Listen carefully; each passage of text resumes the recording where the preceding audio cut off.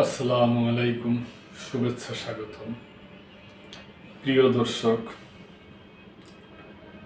একটা সংবাদ, বাংলাদেশের অন্তর্বর্তী সরকারের প্রধান উপদেষ্টা এবং বিশ্ব যে নেতা নেতৃবৃন্দ আছে তারা যে পোপ ফ্রান্সিসের শেষকৃত্য অনুষ্ঠানে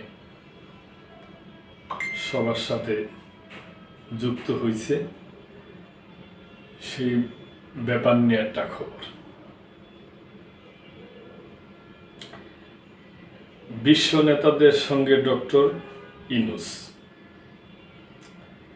প্রয়াত পোপ ফ্রান্সিসকে শেষ শ্রদ্ধা জানানোর অনুষ্ঠানে বিশ্ব নেতাদের সঙ্গে যোগ দিয়েছেন অন্তর্বর্তী সরকারের প্রধান উপদেষ্টা অধ্যাপক ডাক্তার মোহাম্মদ ইনুস। গতকাল ভ্যাটিকান সিটির সেন্ট পিটার্স স্কোয়ারে প্রধান উপদেষ্টা পৌঁছানোর পর ভ্যাটিকানের ঊর্ধ্বতন কর্মকর্তা তাকে অভ্যর্থনা জানান। সেখানে পোপের কফিনের সামনে কিছুক্ষণ নীরবে দাঁড়িয়ে থাকেন তিনি। এরপর বিশ্বের 130টির বেশি দেশের নেতাদের সঙ্গে 2 ঘণ্টাব্যাপী শেষকৃত্য অনুষ্ঠানে অংশ নেন। গত সোমবার সকালে ভ্যাটিকানের নিজ বাসভবন কাসা সান্তা মার্তায় মারা যান পোপ ফ্রান্সিস। তার বয়স হয়েছিল 88 বছর।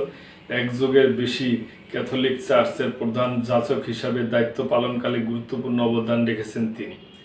তার মৃত্যুর ঘোষণা আসার পরপরই প্রধান উপদেষ্টা গভীর শোক প্রকাশ করে।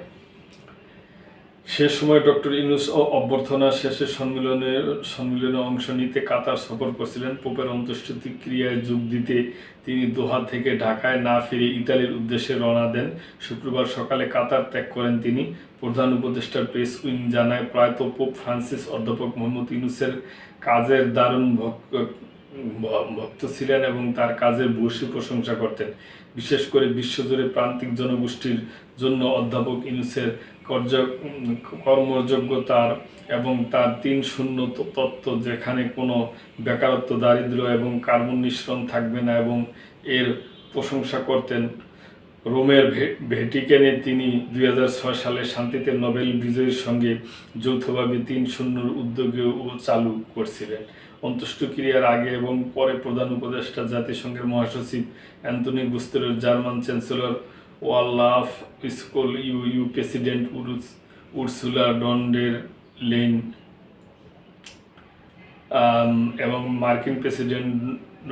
মার্কিন প্রেসিডেন্ট জো বাইডেন ও ফিনল্যান্ডের প্রেসিডেন্ট আলেকজান্ডার স্টেবুন, কেনিয়ার প্রেসিডেন্ট মন্টিনিগ্রোর প্রেসিডেন্ট অ্যানকিউর প্রেসিডেন্ট এবং অফ লুম্বেরবার্গস, পূর্ব তিমুরের প্রেসিডেন্ট, হন্ডুরাসের প্রধানমন্ত্রী, আইসল্যান্ডের প্রধানমন্ত্রী, পর্তুগালের প্রেসিডেন্ট, বেলজিয়ামের রাজা ও প্রধানমন্ত্রী, এরকম আরও অনেক দেশের প্রধানমন্ত্রীদের সাথে ডক্টর ইউনূসের সাক্ষাৎ হয় এবং আইওসি প্রেসিডেন্ট ও মার্কিন যুক্তরাষ্ট্রের সাবেক পররাষ্ট্রমন্ত্রী জন কেরি প্রমুখের সঙ্গে শুভেচ্ছা বিনিময় করেন।